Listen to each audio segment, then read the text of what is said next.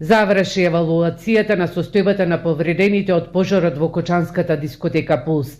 Тимот лекари од скопските клиники минатата недела прегледаа над 110 пациенти кои се вратија од странските болници, кои што секојдневно се на физикална терапија и преврски во Кочанската болница.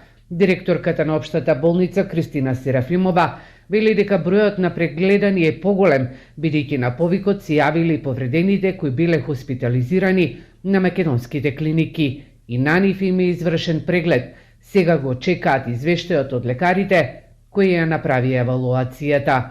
И волонтерите од Сапорт Кочани деновиве се насочени кон добивање на соодветна финансиска и медицинска помош за повредените. Иван Ивановски вели дека тој ќе им е главниот приоритет и ќе им биде во фокусот додека не заврши лекувањето на повредените. Гледаме дека некои од децата се вратени и со отворени рани, некои имат покомплицирани повреди, некои после ќе треба да им се прави додатно пластична операција, а знаете дека нашата Кочанска болница не располага ни толку со кадар, ни толку со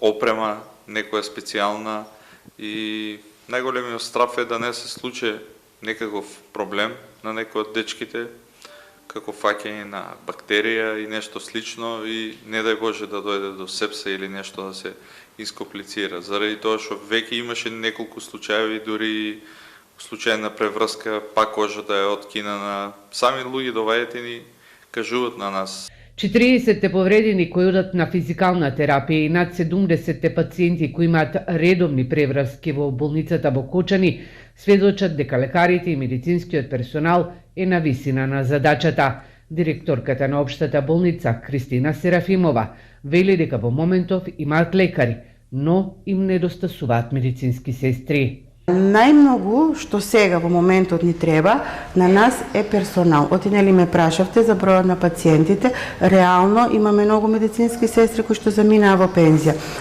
Имаме нели ние доктори, во моментот ни требаат повеќе медицински сестри за да може реално се изморени. Реално се изморени, значи од таа гледна точка. На кочанските здравствени работници им помагаат лекари, физиотерапевти, инструментарки и од болницата од Штип. Процесот на лекување на повредените, кои се пред се млади луѓе, ќе трае подолг временски период и ќе мора да внимаваат изгорениците на екстремитетите или на лицето да не ги изложуваат на сонце.